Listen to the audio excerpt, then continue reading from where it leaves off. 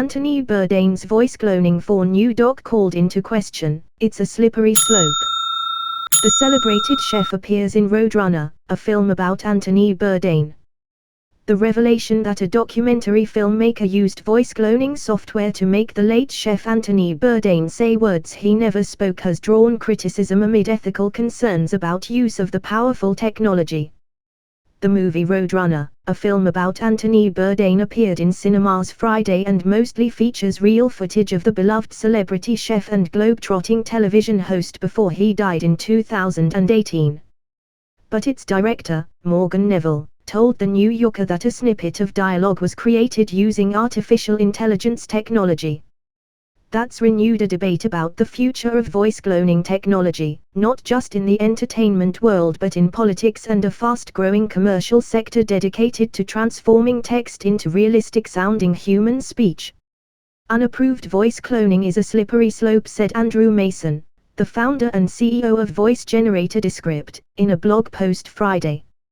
As soon as you get into a world where you're making subjective judgment calls about whether specific cases can be ethical, it won't be long before anything goes. Before this week, most of the public controversy around such technologies focused on the creation of hard-to-detect deepfakes using simulated audio and / video and their potential to fuel misinformation and political conflict.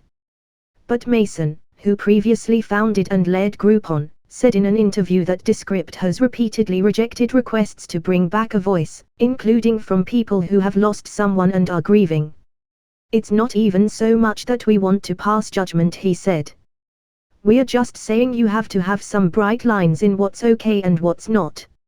Angry and uncomfortable reactions to the voice cloning in the Bourdain case reflect expectations and issues of disclosure and consent, said Sam Gregory, program director at Witness, a non-profit working on using video technology for human rights. Obtaining consent and disclosing the tech now wizardry at work would have been appropriate, he said. Instead, viewers were stunned, first by the fact of the audio fakery, then by the director's seeming dismissal of any ethical questions, and expressed their displeasure online.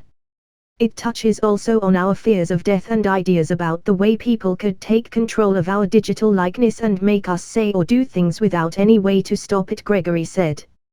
Neville hasn't identified what tool he used to recreate Bourdain's voice but said he used it for a few sentences that Bourdain wrote but never said aloud.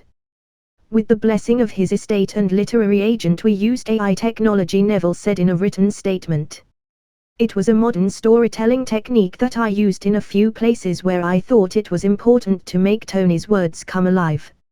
Neville also told GQ magazine that he got the approval of Bourdain's widow and literary executor.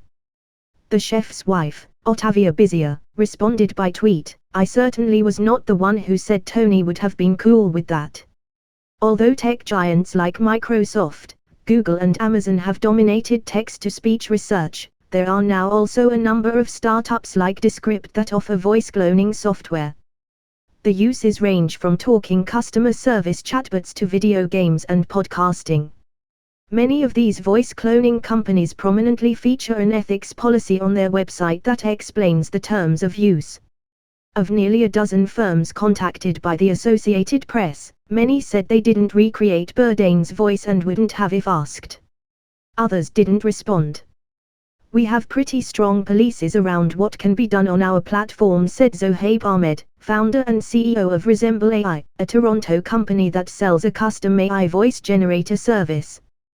When you're creating a voice clone, it requires consent from whoever's voice it is. Ahmed said the rare occasions where he's allowed some posthumous voice cloning were for academic research, including a project working with the voice of Winston Churchill, who died in 1965. Ahmed said a more common commercial use is to edit a TV ad recorded by real voice actors and then customize it to a region by adding a local reference. It's also used to dub anime movies and other videos, by taking a voice in one language and making it speak a different language, he said. He compared it to past innovations in the entertainment industry, from stunt actors to green screen technology.